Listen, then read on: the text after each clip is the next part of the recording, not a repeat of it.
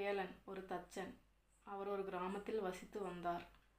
அவரது தாயார் நீண்ட காலத்துக்கு முன்பு இறந்துவிட்டார். அவரது வயதான தந்தை குப்பன் வேலனுடன் வசித்து வந்தார். குப்பன் மிகவும் பலவீனமாக இருந்தார். அவரால் நன்றாக நடக்கக்கூட முடியவில்லை. அவர் மிகவும் பலவீனமாக இருந்தார். வேலன் போதிய உணவு கொடுக்காததால் தான் அவன் தந்தைக்கு ஒரு சிறிய மண் தட்டு கொடுத்திருந்தார். தட்டில் சிறிதளவு சோறு கூட அதிகம் தோன்றியது. வேலன் ஒரு கெட்டவன். அவரும் குடிகாரராக இருந்தார்.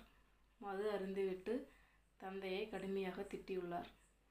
வேலன் ஒரு தச்சன். அவர் அவங்க அப்பாவை கொடுமை செய்கிறாரு. வேலனுக்கு ஒரு மகன் இருந்தான்.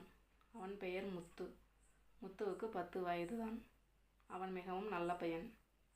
அவர் தனது தாத்தாவை நேசித்தார். தாத்தா